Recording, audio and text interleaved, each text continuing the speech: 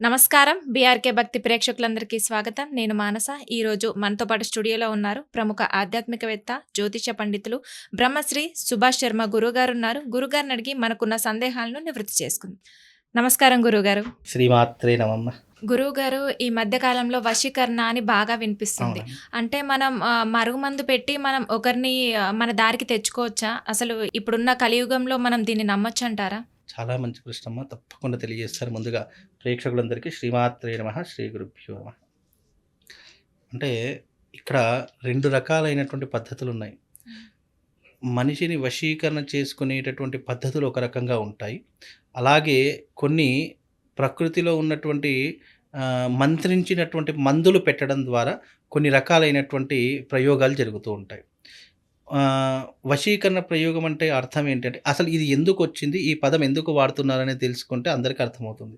వశీకరణ ప్రయోగం అనేటిది పూర్వకాలంలో ఎలా ఉండేది అనంటే గనక, ఒక శత్రువుని ఎదిరించడానికి, యుద్ధ వాతావరణం ఉన్నప్పుడు ఒక శత్రువుని ఎదిరించలేకపోవడానికి మన శక్తి సరిపోదు అనుకున్నటువంటి సందర్భాల్లో ఈ వశీకరణని ఎక్కువగా అంటే మంచి కోసం వినియోగించుకునేటటువంటి సాంప్రదాయం అప్పట్లో ఉండేది.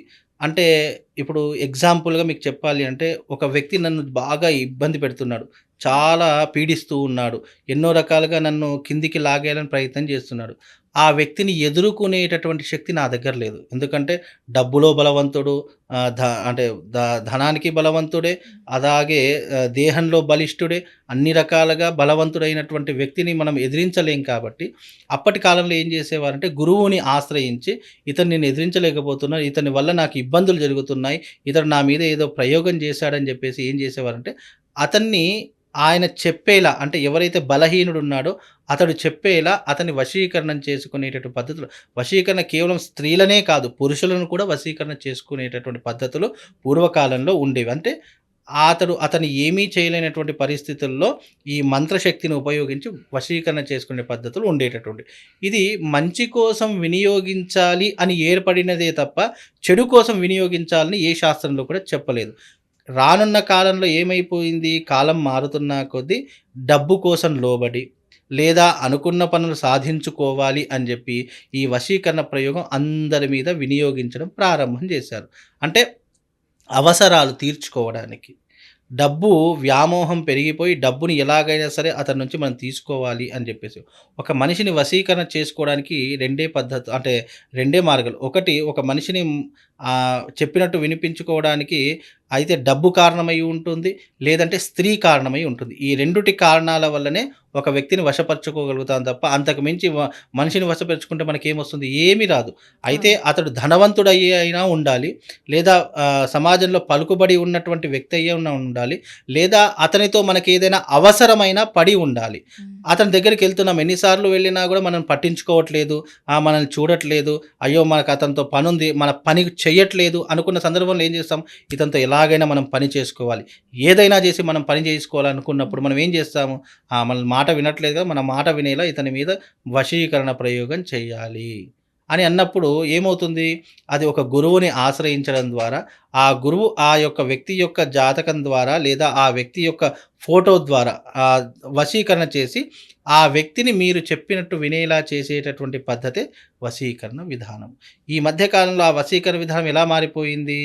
భార్యాభర్తలను విడదీయడానికి, భార్యాభర్తలు అన్యోన్యంగా ఉండేటటువంటి విధానం చూడలేక, లేదా మా ఇంట్లో ఉన్నటువంటి మా అమ్మాయి ఈ వ్యక్తిని ప్రేమించింది, ఆ వ్యక్తి నాకు నచ్చలేదు, అతన్ని ఎలాగైనా సరే దూరం చెయ్యాలి అనేటటువంటి విధానాల ద్వారా, లేదు అనంటే గనక పురుషులు ఎలా ఉన్నారు అనంటే గనక, ఈ అమ్మాయి నాకు నచ్చింది కాబట్టి ఈ అమ్మాయిని ఎలాగైనా వశపరుచుకొని మనం కోరికలు తీర్చుకోవాలి అనేటటువంటి విషయాల ద్వారా, లేదా వీళ్ళిద్దరిని విడదీసి మనం శాడిజాన్ని చూడాలి, వాళ్ళ యొక్క బాధను మనము ఆనందించాలి అనేటటువంటి పద్ధతుల ద్వారా, ఇలా అనేక రకాలుగా ఈ వశీకరణ ప్రయోగాలనేటివి మనుషుల మీద ప్రభావితం చేయిస్తున్నారు. అంటే ఇవి ఉన్నాయా?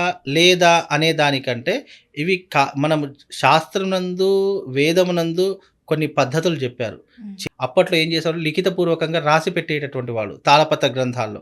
ఆ తాళపత్ర గ్రంథాల నుంచి వచ్చినటువంటిదే ఈ వశీకరణ ప్రయోగం. అందులో వశీకరణ ఉంటుంది, విద్వేషణ తంత్రం ఉంటుంది, మారణ తంత్రం ఉంటుంది, అలాగే విశేషమైనటువంటి తాంత్రిక విద్యలు ఉంటాయి. ఇలా ఒకటి కాదు, 2 కాదు. మనుషుల్ని కలపడానికైనా ఉన్నాయి, విడదీయడానికైనా ఉన్నాయి, చంపడానికైనా ఉన్నాయి. ఎలా ఉంటాయి? మనం ఇక్కడే కూర్చుంటాము. హ్మ్. మనిషి ఎక్కడో ఉంటాడు. మనం ఇక్కడ కూర్చున్నటువంటి ప్రదేశం నుండి ఆ మనిషిని ఎలాగైనా సరే మనం ట్రాప్‌లో వేసి మరణించేలా చేయవచ్చు. లేదు అతడు మన మాట వినేలా చేయవచ్చు. ఇలా ఎన్నో రకాలైనటువంటి మార్గాలు ఇప్పుడు ఆధునిక యుగంలో మనకు పెరిగిపోయాయి. అంటే హ్మ్. దానికి చేసేటటువంటి పద్ధతులు పెరిగిపోయాయి. అప్పట్లో ఏంటంటే మంచి కోసం వినియోగించేవాళ్ళు. హ్మ్. ఇప్పుడు చెడు కోసం వినియోగిస్తున్నారు. అంటే ఎగ్జాంపుల్‌గా చెప్తున్నా. ఇప్పుడు టీవీ ఎక్కడో ఉంది. మనం ఇక్కడి నుంచి ఆపరేట్ చేస్తున్నాం. ఎలా చేస్తున్నాము? వితిన్ సెన్సార్ లేదంటే వేరే హ్మ్. ఒక కారణాల వల్ల, అవును. యాంత్రిక విధానంలో ఉన్నటువంటి కారణాల వల్ల. మనం ఇక్కడే ఉన్నాము. ఎక్కడో ఉన్నటువంటి అమెరికాలో ఉన్నటువంటి వ్యక్తితో మాట్లాడుతున్నాం గదా! ఎలా సాధ్యపడుతుంది మరి? అంటే ఇక్కడ టెక్నాలజీ ఎలాగైతే పెరిగిందో, హ్మ్. పూర్వకాలంలో దీనికి ముందే ఎక్కడో ఉన్నటువంటి మనిషిని మనం ఇక్కడ కూర్చున్న దగ్గర నుండే ఏదైనా చేసేటటువంటి ప్రయోగాలు మన దగ్గర ఉండేటటువంటి విధానాలు శాస్త్రంలో ఉన్నాయి. అవే పద్ధతులు ఇప్పుడు రూపాంతరం చెందాయి. రూపాంతరం అంటే ఏంటి? వేరే కొత్త కొత్త రకాలైనటువంటి ప్రణాళికను సృష్టించుకొని ఏదైనా చేసేటటువంటి పద్ధతులు ఈ మధ్య కాలంలో చాలామంది పెంచుకున్నారు. అందుకే వశీకరణ ప్రయోగం భార్యాభర్తలు కలపడానికి పనికొస్తుంది, విడదీయడానికి పనికొస్తుంది, వేరే వాళ్ళను వశీకరణ చేసుకోవడానికి పనికొస్తుంది.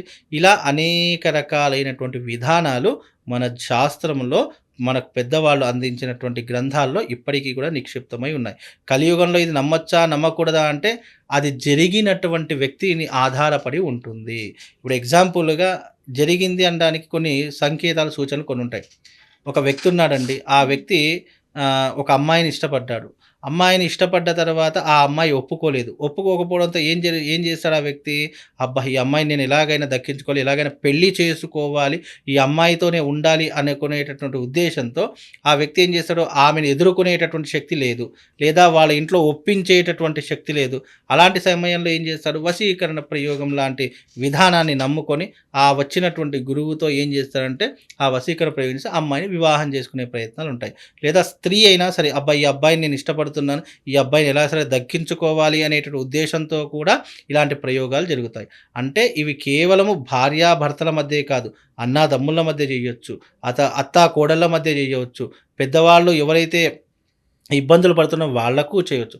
ఇలా ఒకరికి ఇద్దరికి అని కాదు. బయటి వాళ్ళకి కూడా ఎవ్వరికైనా చేసేటటువంటి విధానాలున్నాయి. అందులో కొన్ని వస్తువులను వాడతారు. ఆ వస్తువు బహిరంగంగా చెప్పలేం కాబట్టి, ఆ హ్మ్. వస్తువులు మీడియా ముఖంగా చెప్పకూడదు కాబట్టి, కొన్ని వస్తువుల యొక్క కారణము చేత ఇలాంటి ప్రయోగాలు చేసి ఏం జేస్తారు అనంటే గనక, మనం అనుకున్నటువంటి కోరికను సాధించుకుంటారు.